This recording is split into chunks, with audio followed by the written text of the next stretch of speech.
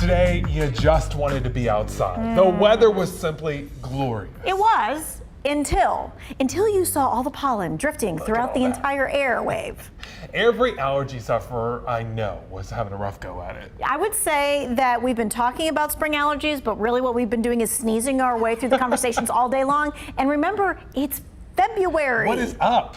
Chief Meteorologist Tim Buckley. All right, tell us what's going on with this swinter. Yeah, well, the simple explanation is when it's warm, there's pollen. And that's kind of been the gist of it so far this year. Let me dig into it a little bit more for you, though. Today's pollen report, officially from our friends at the Forsyth County department that collects these things, they found a lot of levels of cedar tree pollen and elm tree pollen in the air, among others, and it was a high level of that. This has been about the way it's been for a couple of weeks already. We've already been into pollen season, and we're expecting it to continue with varying degrees over the next couple of days. If you have cooler, rainier days like Saturday is expected to be, that's when you can often get some allergy relief as it relates to the weather. But when it's warm, and especially if it's warm and windy, that is when the pollen gets real bad. And today, that's about the warmest it gets in the month of February. Check it out. 81 was our high today. That ties the warmest temperature ever seen for our area, and our records go back to 1903. So only 5 days throughout the month of February in our history have been at 80 degrees. 3 of those have been in the last 6 years. Temperatures now have been a little cooler. Remember, we had that little line of rain that moved through our area. That has kind of come to an end, and we are seeing drier conditions at the moment. Still one shower we're watching down in Rowan County, but otherwise we're pretty much dry from here on out. Talking about tomorrow's forecast, it will still be warm, but not nearly as warm as today.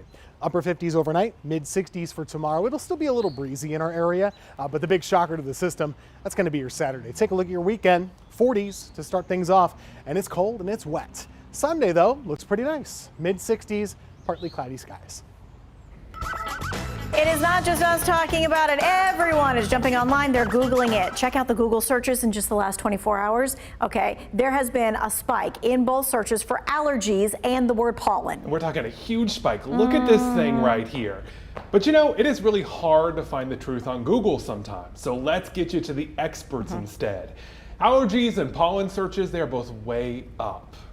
Specifically, people are searching for things like, what are symptoms? Why are they itchy? Is it a cold or allergies? And what are seasonal allergy issues?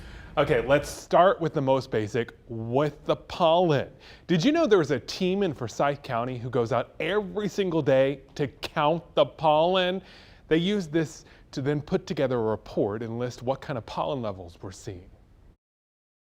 These little plastic rods, I'm wiggling one right now. They spin on this thing. This thing spins so fast, like 60 cycles a second. You can't even see it. It's like a blur.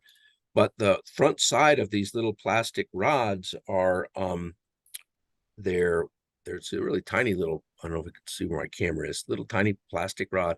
We put silicone grease in the front edge, and as it whips through the air, anything, dust particles, pollen grains stick on it. And we take it into our lab where we have the microscope. We stain it with a special stain that stains it pink.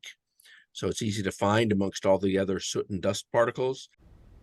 The warmer weather certainly makes some spring plants bloom and put out pollen earlier, but it's not always the pollen you can see that's giving you issues. The allergies that we have to pollen are from the airborne pollen, and that's from pollen that's blown by the wind. It's a little bit funny when people say, yeah, that dogwood out there is flowering and I'm having trouble. They're probably having trouble from something they're not even noticing. Well, the allergy season, it's getting an early start this year. A Cone Health doctor says it's about a week ahead of schedule. Usually we see tree pollen allergies flare up between March and June. The peak is usually in April. Grass allergy season is mid-spring through mid-fall with the peak around April or May. Then weed allergy season, like for those with ragweed allergies. That's August until the first frost with the peak around September. So what can you do to get some relief? Well, did your mom or grandma ever tell you eat some honey, especially local honey? The popular old wives' tale says because bees pollinate flowers, you should eat the local to get adjusted. Well, it turns out it is just that, an old wives' tale. A study in Connecticut gave half a group a teaspoon of honey, the other half a placebo. Neither group experienced any relief from their allergy symptoms. Another expert explained the pollen people are usually allergic to is wind pollen, like you just heard the guy from Forsyth County say, not the kind of pollen that bees carry from plant to plant. All right, so something we all grabbed at one point during the pandemic could be the answer to stopping the itching and the sneezing and the wheezing. The experts say they helped stop the virus from spreading. Yes, of course, so can masks stop pollen from spreading as well. Our sources are Dr. David Priest with Novant Health and the CDC. You know, both noticed success with masks preventing COVID and the flu, but what about the allergies? Let's verify.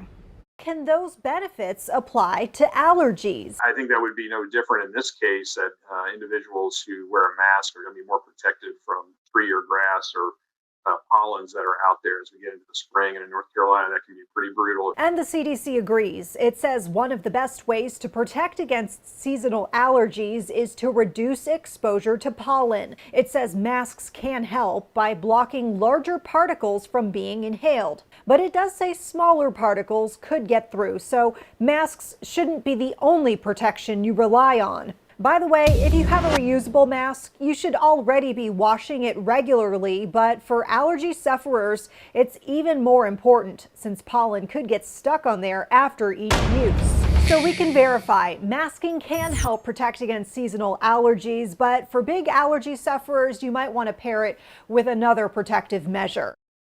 Well, doctors say you should try to be proactive about your allergies instead of treating them after they get bad. An easy way to do this, you need to take your allergy meds. Over-the-counter antihistamines. We're very fortunate to have some really good options that you can just get over-the-counter without a prescription. Things like Zyrtec or Xyzal or Allegra are all excellent options. And something to keep in mind, you can usually use HSA money to buy those allergy medications.